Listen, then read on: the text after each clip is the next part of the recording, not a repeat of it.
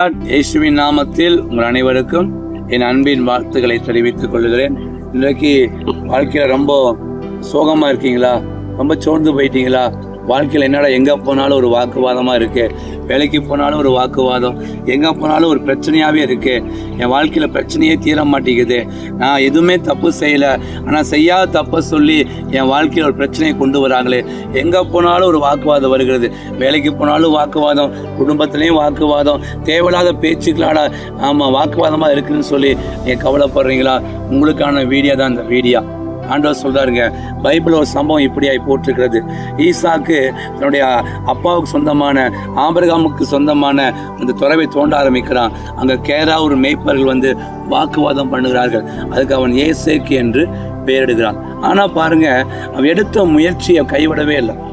ஆமென். அவன் ஒரு காரியத்தை செய்யறான், பிரச்சனை வருது, அதனால அவன் கண்டு சோர்ந்து போகல. வாக்குவாதம் வருது, அதை கண்டு அவன் சோர்ந்து போகல. அவன் அடுத்த முயற்சி பண்ணுறான். அடுத்த முயற்சி பண்ணும்போதும் ஒரு பிரச்சனை வருது, வாக்குவாதம் வருது. உடனே மேய்ப்பருக்கும், கேரா ஒரு மேய்ப்பருக்கும் ஈசாக்குடைய மேய்ப்பருக்கும் சண்டை வருது.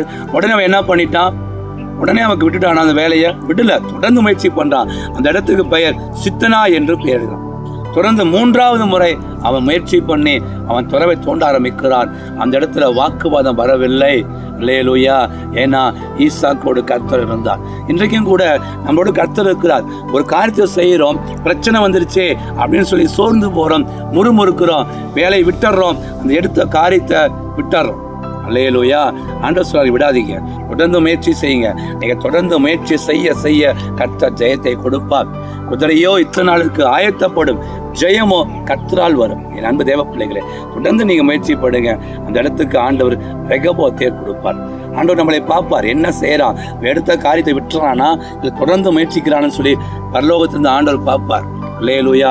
பார்க்கும் பொழுது நீங்க தொடர்ந்து முயற்சி செய்யும் பொழுது கர்த்தர் உங்களுக்கு ஜெயத்தை கொடுப்பார். பாருங்க, ஈசாக்குக்கு ஒரு ரெகோபோத்தை கொடுத்தார். வேதம் சொல்லப்பட்டிருக்கு, அவன் அந்த இடத்துல பழுகி பெருகும்படி. அல்லேலூயா. ஆதியாகமம் புஸ்தகம் 26:12 பின்பு விடம் விட்டு பெயர்ந்து வேறு துறவை வெட்டினான். அதை குறித்து அவர்கள் வாக்குவாதம் பண்ணவில்லை. அப்பொழுது நாம் தேசத்தில் பழுகி பெருகும்படி இப்பொழுது கர்த்தர் நமக்கு இடம் உண்டாக்கினார் என்று சொல்லி ரெகோபோத் என்று பெயரிட்டான்.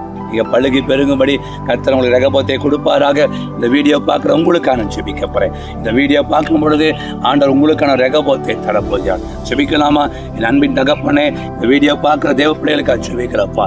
இந்த எங்கே போனாலும் வாக்குவாதம், எங்கே போனாலும் பிரச்சனை, எங்கே போனாலும் சில சூழ்நிலைகள் நெருக்கமாக இருக்குன்னு சொல்லி பிள்ளைங்க புலம்புறாங்கப்பா. என் தேவன் அனுகிரகம் பண்ணுங்க.